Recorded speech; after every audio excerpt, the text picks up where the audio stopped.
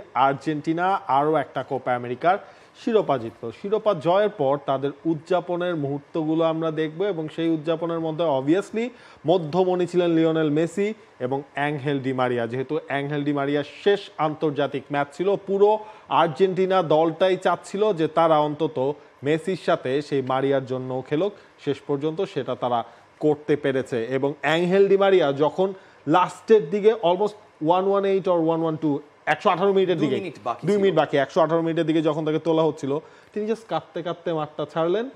ছাড়ার পর মেসিকে যে জড়িয়ে ধরলেন।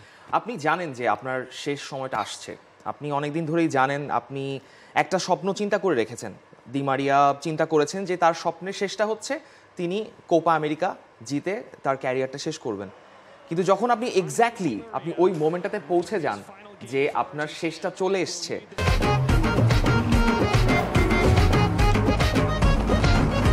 তখন আপনি যতই আপনার কান্না, আপনার আবেগকে আটকে রাখুন না কেন, আপনি যতই মানে আবেগহীন ভাবলেশহীন হন না কেন, আপনি ওখানে ওই জায়গায় আবেগকে আটকে রাখতে পারবেন না। দি মারিয়া যখন ফাইনাল হুইসেল বাজার 2 মিনিট আগে তাকে আলাদা করে তুলে নেওয়া হলো ওই স্ট্যান্ডিং ওভেশনটা দেওয়ার জন্য, দি মারিয়া বুঝে গেছেন যে এটাই আলবিসেলেস্তেদের জার্সিতে, ওই আকাশি সাদা জার্সিতে তার শেষ মুহূর্ত।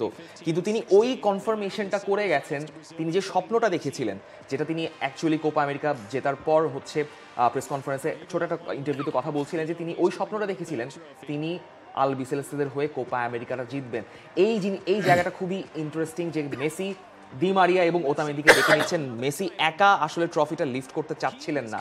এটা যেমন দি মারিয়ারও শেষ ম্যাচ ছিল আলবিসেলেস্তেদের হয়ে, ওতামেন্দিরও এটা শেষ ম্যাচ ছিল। এই দুজনের সঙ্গে লিওনেল মেসি অনেক মুহূর্ত শেয়ার করেছেন, তাই ফাইনাল মুহূর্তটাও তাদের সাথে শেয়ারটা করলেন 16তম কোপা আমেরিকাটা লিফট করে।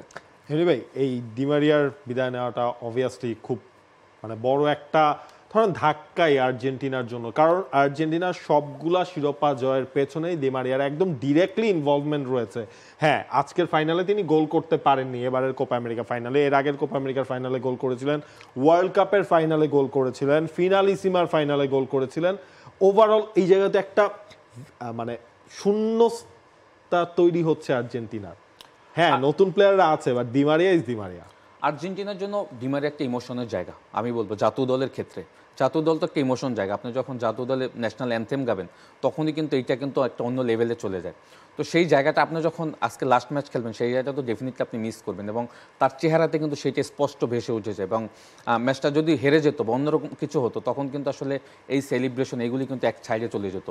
যেটা হয়েছে আমি বলবো যে স্কলোনি ডেফিনেটলি ডি মারিয়ার প্রতি একটা যথেষ্ট রেসপেক্ট দেখেছে। আনন্দ ভাই যেটা বলছে যে আমরা তো জানি যে 65 মিনিটসের পরে তাকে তুলে নেওয়া হবে, 120 মিনিট তাকে মাঠে রেখেছে, 2 মিনিট আগে তাকে উঠিয়ে নিয়েছে।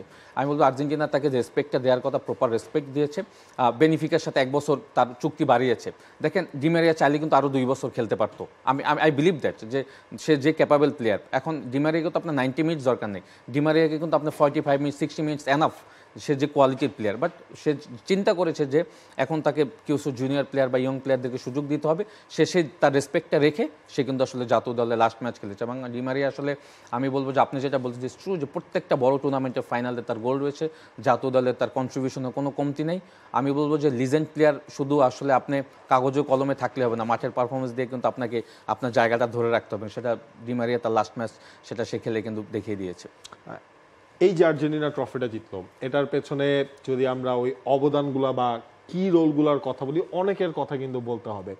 এমিলিয়ানো মার্তিনেজ রয়েছেন সেখানে, একটা সলিড ব্যাকলাইন ছিল আর্জেন্টিনার, যেটা আসলে খুব ওই একটা ম্যাচ ছাড়া খুব বেশি চেঞ্জও কিন্তু আসলে স্ক্যালোনিকে করতে হয়নি। Rodrigo De Paul, Mac Allister, Enzo, it's a team effort আর্জেন্টিনার আজকেটা। কোনো একজন আর্জেন্টিনাকে পার্টিকুলারলি টানেন নেই।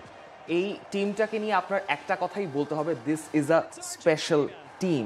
যেই কন্টিনেন্টাল গৌরবটা প্রথমবার যখন স্পেন 2008, 2010 ওয়ার্ল্ড কাপ এবং 2012 ইউরোতে করেছিল, সেটা একমাত্র কোপার টিম অর্থাৎ সাউথ আমেরিকান টিম হিসেবে সেম একটা গ্লোরি আর্জেন্টিনা অ্যাচিভ করলো সেই কোপা আমেরিকা, ওয়ার্ল্ড কাপ এবং ব্যাক টু ব্যাক আবারও একটা কোপা আমেরিকা। ঠিক এই ব্যাপারগুলোই কিন্তু আর্জেন্টিনা মিস করে গেছিল। এই লিওনেল মেসি যে কোপা আমেরিকা ট্রফিটা উঁচিয়ে ধরেছেন, 2015-তে তার সামনে সুযোগ এসেছিল, 2016 সালে তার সামনে সুযোগ এসেছিল, তিনি পারেননি। তার হাতের চোখের সামনে থেকে কোপার ট্রফিটা চলে গেছে অন্য একটা টিমের কাছে। লিওনেল মেসি অবসরের ঘোষণা দিয়েছিলেন, তারপর অনেক নাটক হয়েছে, অনেক ড্রামা হয়েছে, আর্জেন্টিনায় অনেক পালাবদল এসছে।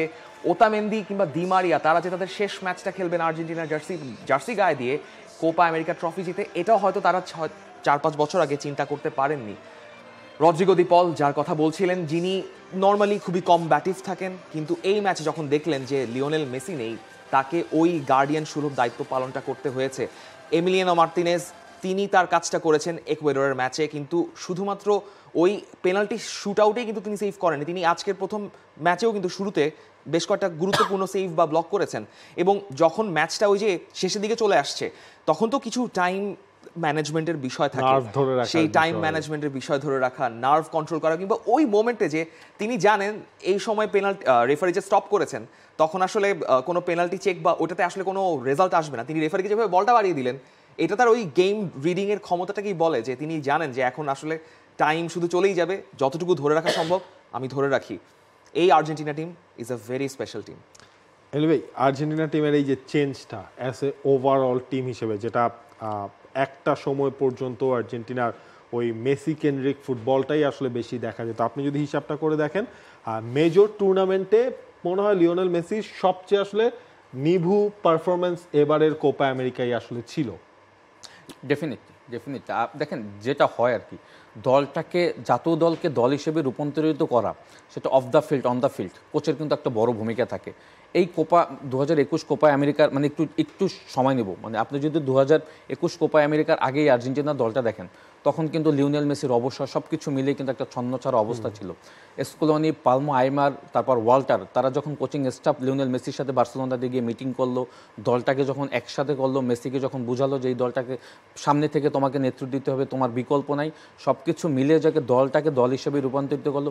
কিছু নতুন প্লেয়ার ইনক্লুশন করলো, লাইক রদ্রিগো দি পল, এনজো ফার্নান্দেস, ম্যাক এলিস্টার, মানে এই প্লেয়ারগুলি যখন মানে জাতীয় দলে আসলো, এমিলিয়ানো মার্টিনেস, তখন দলটা কিন্তু আসলে আস্তে আস্তে কিন্তু মেসির সাথে তারা কন্ট্রিবিউশন শুরু করলো।